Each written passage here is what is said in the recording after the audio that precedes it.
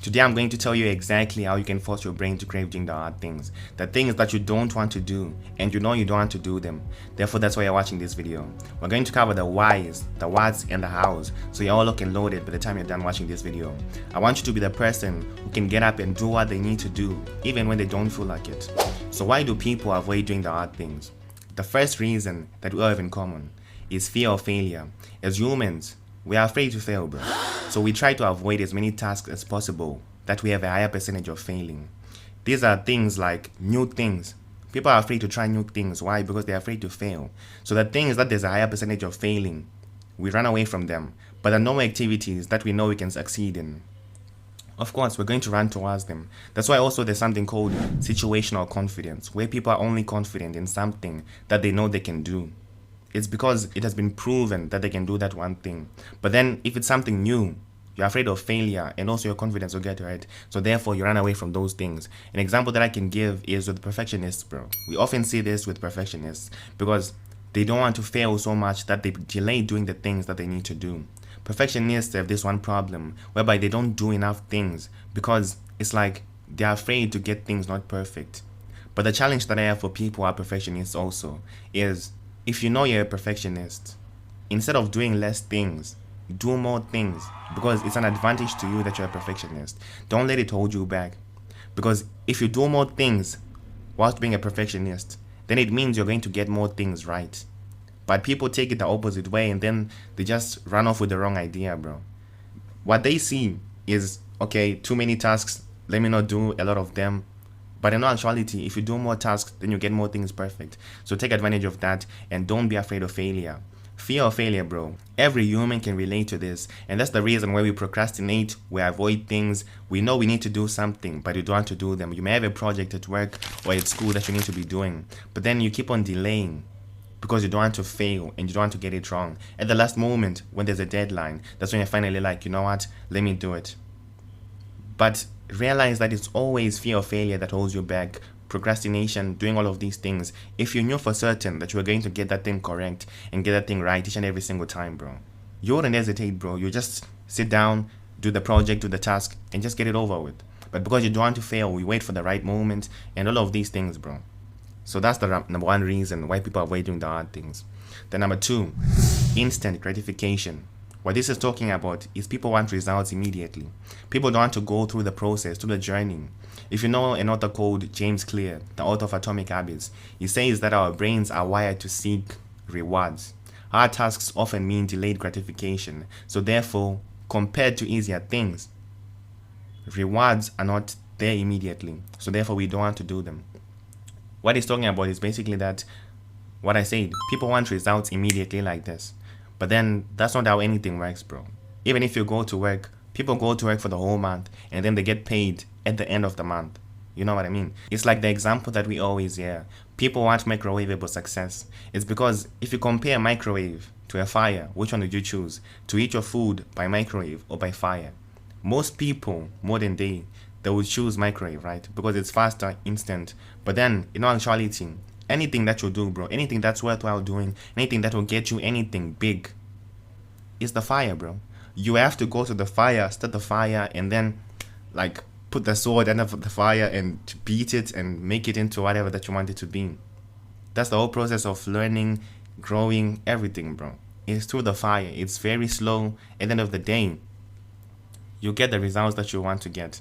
At the same time, I'm not saying the microwave is wrong, but then that's the easy way out. And everyone would choose that. That's why not many people are where they want to be. You understand? Because they chose the microwave way.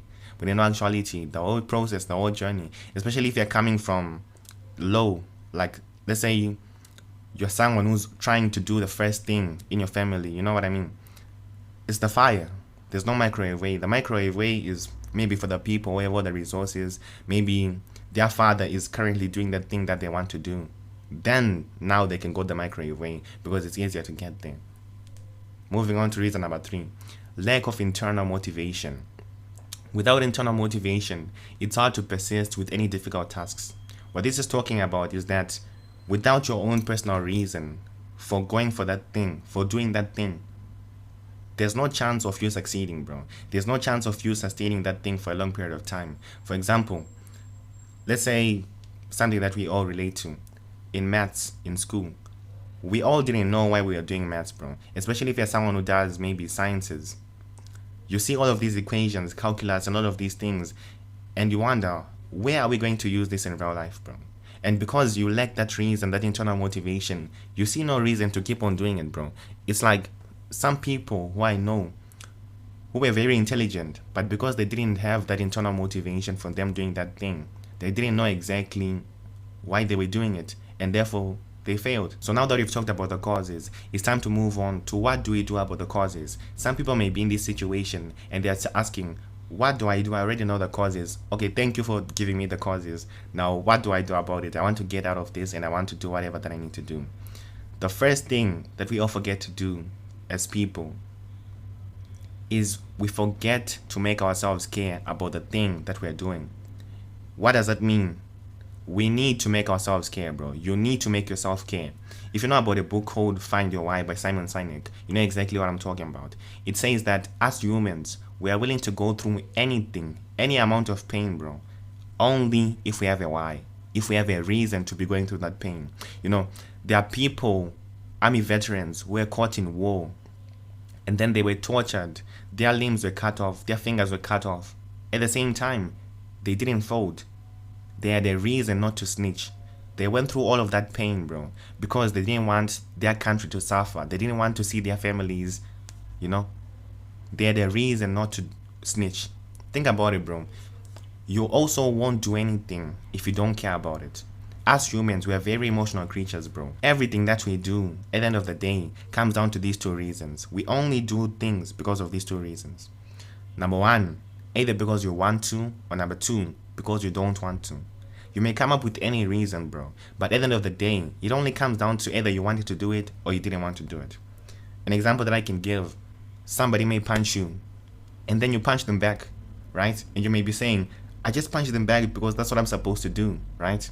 But in actuality, they punched you, so then, which made you angry, and then that anger made you want to punch them back, right?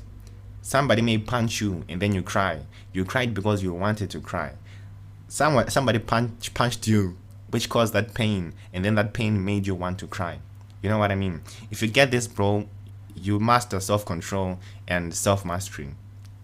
It's just a simple way to put it, but then it's actually more complicated than that. Another example, Martin Luther King, Malcolm X, all of these people had a reason why they did what they did, and the reason was so powerful that they even wanted to go to the grave for what they wanted to do, for what they were doing. So, back to the main point. You have to make yourself care, bro. To do the things that you need to do, you have to make it deep for yourself, bro. So, how do you make it deep for yourself? How do you find that reason? How do you make yourself care, bro? Your reason may be silly. It may actually not be that deep, bro. Your reason may be, you know what? I'm doing this so that I can get money, or so I can impress this person right here. You have to make it deep for yourself, bro. You know, it's a silly example, but you have to make it deep for yourself. That's why you are there, bro. The reason is just there. You have to make it deep for yourself. For example, somebody may say, I'm only going to school to get rich, right? Okay, how do you make it deep for yourself? You think about the advantages, the life that you'll be living when you're rich. What's the lifestyle that you'll be living when you're rich? You state all the good things. I'll have a Lambo. I'll be living in which country? I'll have a car. What? All of these things, the good things, the advantages of you being rich. Then at the same time, you write the disadvantages of you not achieving your goal, of you not doing the thing that you need to be doing. Okay, if I don't do this school project, what's going to happen? I'm going to get bad grades. My people are going to be pissed off. You might get beaten. Your whole future might be compromised, right? These are all the disadvantages which will force you to care about the thing that you're doing. The example with the rich person, if you don't get rich, what kind of life will you be living? Maybe you'll be homeless. You won't get to create a family, you know, because you won't be able to sustain a family. Your people may have to work overtime to provide for you. You may be a burden to people, right? These are all advantages and disadvantages that will make you care more about whatever that you're doing. So I hope you got that. Make yourself care, bro. Before you do anything, make yourself care, because it will also help you just do it and push through, bro. Another thing to keep in mind also is to always expect to win, knowing that you can fail. This whole point is about there's a process. The reason why it's so important is because in the beginning, people will be so angry and people will be so motivated to do whatever they want to do. At the same time, the moment they encounter failure, consecutively, you fail today, you fail tomorrow, you fail the whole month, 30 days in a row. The first thing that goes away is that hunger, that passion, that fire that people had in the beginning. It goes away, bro. And then they start procrastinating, they start avoiding the thing that gets them where they want to get. You know what I mean? So it's always expect to win, knowing that you can also fail. It's a mindset also, because it's the same mindset that I used also when I was playing football.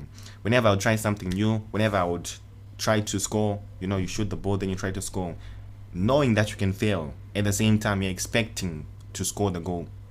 You know what I mean? People who play basketball, you may also relate.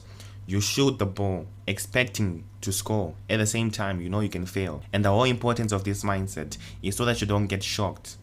People get shocked, bro. Whenever they fail, whenever something doesn't go according to plan, they get shocked. And that shock puts them in depression. They start going on a whole tangent, on a whole train of thought in their mind of the reasons why they failed, why they can't make it, why they keep on failing. All of these things, bro. Because they are so shocked by the failure, bro. An example that I can give is maybe you want to start a business, right? You're so motivated, or maybe you want to go in a sport, whatever that you're doing, bro. You're so motivated, someone motivated you. Maybe it's me, maybe it's not, whatever. Someone motivated you to do something. Then you do it. After about 2 months, you find out, my goodness, this thing is so stressful. I'm making no progress. I've been failing after failure after failure, bro. It's like you're just so shocked by everything, bro. So always expect to win, knowing that you can also fail, so you don't get shocked. You don't want to be that person who gets shocked. Mayweather, Muhammad Ali, bro. What's their mindset? I am the greatest. This. But they know they can fail, bro. So when they do fail, they don't ever get rocked to their bottom because of the failure. There's always a possibility of failure. So keep that in mind. Then, number 3, what we need to do, celebrate the small wins. One thing that I know for sure is that nobody wants to be stuck, bro. So the moment you stop celebrating those small wins, you basically feel stuck. And then you feel as if you're not making any progress. And what do people do when they feel as if they're not making any progress? If you've watched my past videos, they quit, they stop, they give up. You may be working on something for 10 years and don't see progress throughout those 10 years. It's natural to quit, bro. It's normal to quit. But then, for 10 years, it's understandable. I saw no progress. Okay, let me try something else. At the same time, there are people who try something for 1 week. There are people who try something for 2 weeks. And then they give up. They stop. Because nobody wants to be stuck. So the way that you avoid this also is you celebrate the small wins. Every win that you get, bro, celebrate it as if it's a major win. One thing also that people normally do, that we commonly see, is people only celebrate the big wins. For example, it's the end of the year. Then they go out to celebrate whatever they've done throughout the whole year. When in actuality, celebrate whatever happens throughout the whole year. Throughout the whole year, bro. Let's say you're learning a skill, a sport. Maybe you're training to do push-ups. You train to do 10 push-ups by the end of the month. You eat 1 push-up, you don't celebrate. 2 push-ups, don't celebrate. 9, don't celebrate. The moment you eat 10, that's when you celebrate. In actuality, people give up before they get to 10 because they're not celebrating their small wins. But if you celebrated 1, 2, 3, 4, you keep on going, bro. There was a whole scientific experiment that was conducted about this. They took 2 rats and 2 fish tanks. You know those fish tanks which are colorless and glass which you can see through and light can go in. They took those. They put the first fish tank on this side. Then they put the second fish tank on this side. They filled them both with water. And then the first fish tank, they covered it with a dark black sheet so no light would go in. Then the second fish tank, they also took a dark black sheet and covered the fish tank with a dark black sheet so no light would go in. But what they did on the second fish tank is what made the difference. On the second fish tank, they took that same dark black sheet and then they cut a small opening like this, a small hole like this, so this amount of light could go in. The first rat swam for 3 minutes and then gave up and exited. And then the second rat It swam for 7 hours before it finally gave up and exited. The whole moral of that story is that if you have a ray of light giving you direction and you know exactly where you're going and you know exactly what you're doing also, it's harder to give up. You won't give up, bro. The second rat swam for nearly 100 times, approximately 100 times more than the first rat, because there was only one difference. It had light, it could see where it was going. So the whole point with that is celebrate your small wins also, because they serve as that ray of sunlight, bro. That ray of light that shows you exactly where you're going, and that whatever that you're doing is not meaningless. It's like crossing a river, bro. Step on this stone, step on another stone, step on another stone to get where you want to go. So with every win that you take, celebrate it, bro, because it shows you that you're not doing what you're doing for nothing. It shows that you're making progress, and it also tells you that keep on going, bro. At the end of the day, you'll get to where you want to go because you're seeing progress and you won't give up. I hope you understood that.